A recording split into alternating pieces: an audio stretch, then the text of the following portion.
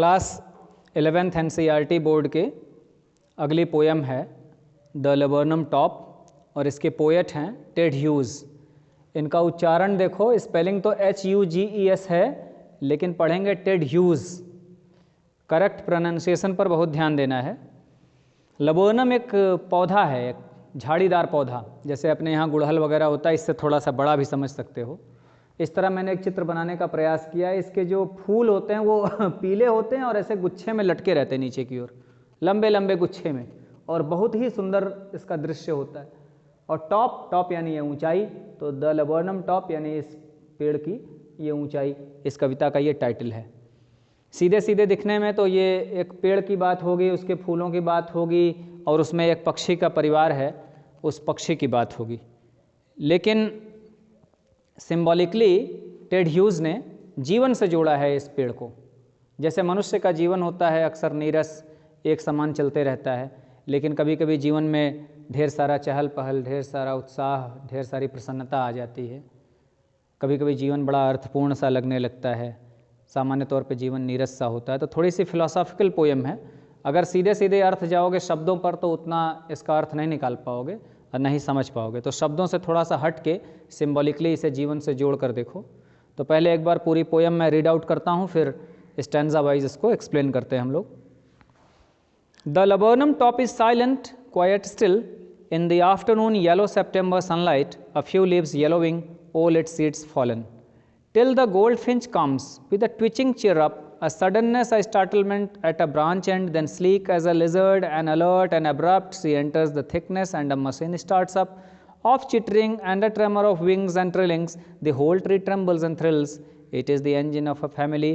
She stokes it full, then flirts out to a branch end, showing her barred face identity mask. Then with ear delicate whistle chirrup whispering, she launches away towards the infinite, and the laburnum subsides to empty. The laburnum top is silent. Opening stanza में देखो, पहला चित्र है कि ये पेड़ जो है लेबर्नम का बिल्कुल शांत है, चुप है, quite still, in the afternoon yellow September sunlight. सितंबर का महीना है और सितंबर के महीने में आफ्टरनून का अर्थ होता है जब दोपहर बीतने लगे तो जो सनलाइट होती है पीली हो जाती है। बिल्कुल अर्ली मॉर्निंग में देखो तुम लोग, या बिल्कुल शाम ढलने वाली हो, तो सनलाइट का कलर थोड़ा ऑरेंज होता है, भगवे रंग का होता है, भगवा कलर। दोपहर जब हो जाता है तो फिर ये कलर तुम्हारा नहीं, थोड़ा सा सूर्योदय और हो जाता है तो बिल्कुल गोल्डन होता है, और जब सनलाइट काफ़ी हार्श होती है तो बिल्कुल वाइट कलर होता है। तो यहाँ पे सनलाइट येलो है, यानी सूरज की किरण थोड़ी सी नरम पड़ चुकी है, शाम ढलने वाली है। और इस पौधे की स्थिति ये है, अ फ्यू लीव्स येलोइंग, इसके कुछ पत्ते पीले पड़ रहे हैं, ऑल इट्स सीड्स फॉलन, और सारे बीज गिर चुके हैं, अर्थात यानी इसके पत्ते भी पीले पड़ रहे हैं, यानी पत्तों के भी गिरने का समय आ गया है, वो पत्ते भी मृत्यु के नज़दीक हैं। और देखो बिल्कुल शांत सा, नीरस सा एक चित्र आ रहा है कि पेड़ एकदम शांत नीरस सा, कुछ पत्ते पीले पड़े, बिल्कुल चुपचाप पड़ा है। लेकिन दूसरा स्टैंजा जैसे ही शुरू होगा उसमें देखोगे बहुत सारा स्पीड, एकदम जीवंतता, उसमें बड़ी गति है। पोयम भी ऐसे लिखी गई है कि जब मैं रीड आउट कर रहा था तुमने देखा होगा कि कहीं उसमें रुकने जैसा नहीं था, बहुत गतिमान, जैसे बहुत सारा हलचल मच गया। तो काफ़ी हलचल से भरा हुआ दूसरा स्टैंजा। पहला स्टैंजा बिल्कुल चुप शांत, एकदम नीरस सा, निर्जीव सा, और दूसरे में देखो जीवन कैसे एंटर करता है। कब तक शांत है, पहले वर्ड में ही तोड़ रहा है, टिल, तब तक द गोल्ड फिंच कम्स, तब तक ये पौधा शांत था, चुप था, पीला पड़ा हुआ, जब तक कि गोल्ड फिंच नहीं आ गई। गोल्ड फिंच एक बर्ड होती है छोटी सी, जैसे अपने यहाँ गौरैया होती है, इसी तरह ये पीले रंग का पक्षी होता है छोटा सा gold finch. Till the gold finch comes with a twitching chirrup and suddenness a startlement at a branch end. अचानक, स्टार्टलमेंट भी वही अचानक, चौंक कर, और कहाँ आती है, ब्रांच के एक एंड पे, किसी एक शाखा के किनारे आकर ये पक्षी बैठ जाता है। Then sleek as a lizard and alert and abrupt, छिपकली देखे हो तुम लोग, उसका ऊपरी शरीर कितना चिकना, कितना फुर्तीला होता है, अब्रप्ट, अचानक हमला करके जैसे शिकार को पकड़ लेती है छिपकली, बिल्कुल उसी तरह इस पक्षी का शरीर भी चिकना है और अलर्ट, चारों ओर देखते हुए। सी एंटर्स द थिकनेस, थिकनेस यानी घनापन, ये पौधा चूँकि बहुत घना होता है, इसकी पत्तियाँ फूल बहुत घने, एक झुरमुट टाइप का, तो उसमें घुस जाती है। चारों ओर अलर्ट क्यों होता है पक्षी, क्यों चारों ओर देखता है, क्योंकि उसे डर होता है कि कोई शत्रु जानवर न देख रहा हो, अंदर उसने घोंसला बना रखा है, अंडे बच्चे हैं, उनकी सुरक्षा के लिए बहुत अलर्ट होते हैं। पक्षियों को इस तरह देख सकते हो, वॉच कर सकते हो। तो उस थिक में, घने पार्ट में घुस जाता है। And a machine starts up of chittering and a tremor of wings and trillings. और ऐसे लगता है कि जैसे वो पक्षी अंदर घुस गई, वो गोल्ड फिंच, लगता है कि जैसे कोई मशीन चालू हो गई चहचहाट की। चिरप मतलब वही चहचहाट, चिटरिंग, ट्रेमर ऑफ विंग्स पंखों के फड़फड़ाहट की, ट्रिलिंग्स भी वही छोटे पक्षियों की जो जल्दी जल्दी चूं चूं करके आवाज़ जो निकालते हैं। ऐसा लगा कि जैसे कोई मशीन सी चालू हो गई, इस तरह की आवाज़ लगातार आने लगी।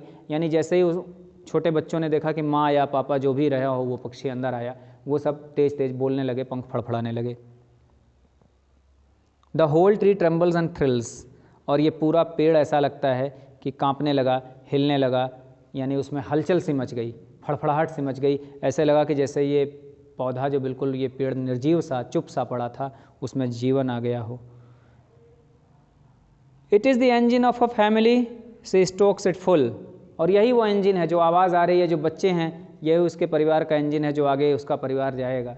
तो कि स्टोक्स इट फुल यानी एकदम ठूंस ठूंस के उसको पूरा खिलाती है। पक्षियों को कभी खिलाते हुए देखे होगे तो वो जाते उसके चोंच में अपने बच्चों के, तो बिल्कुल जैसे इंजन में हम लोग ईंधन भरते हैं, उसको फुल करते हैं, उस तरह अपने बच्चों का उसने पेट पूरा भरा। और भरने के बाद then flirts out to a branch and, फिर उड़ के आती है और एक ब्रांच के एंड पे बाहर आके बैठती है। शोविंग हर बार्ड फेस आइडेंटिटी मास्क। उसके चेहरे पर जो धारीदार निशान होते हैं उस पक्षी के, और वो दिखाती है पक्षी आके बाहर, यानी चेहरा ऊपर करके। अब बिल्कुल पक्षी खाली है, अपने मुंह में भर के लाई थी जो भी कीड़े या दाने वगैरह, बच्चों को खिला के फिर बाहर आई है। और फिर आखिरी स्टैंजा में आता है, then the eerie delicate whistle chirrup whispering से launches away towards the infinite. और एक eerie मतलब होता है कि थोड़ा सा डरावना, थोड़ा सा अशुभ टाइप का, एक इस तरह की स्थिति बनी, एक अजीब तरह की कोमलता, एक थोड़ा सा उसने बोला और रहस्यमय तरीके से बोला। सी लॉन्चेज अवे, उड़कर दूर चली गई, टूवर्ड्स द इनफाइनाइट। इनफाइनाइट जिसकी कोई सीमा ना हो, असीम, निस्सीम, निस्सीम अर्थात आकाश जिसकी कोई सीमा नहीं है, उसमें वो लॉन्चेज अवे यानी उड़कर चली गई बड़ी तेज़ी से। ये आवाज़ कैसी निकाल के गई अंत में? हर पक्षी ऐसा करती है, जब कोई बर्ड अपने बच्चों को छोड़कर घोंसले में जाने लगती है, उनकी अपनी लैंग्वेज होती है, वो एक वार्निंग दे देती हैं, तो बच्चे बिल्कुल चुप रहते हैं, यानी आसपास कोई जानवर, कोई उनको नुकसान न पहुंचा सके, उन्हें पता ही नहीं लग पाएगा कि यहाँ कोई है, वो इतने शांत रहते हैं।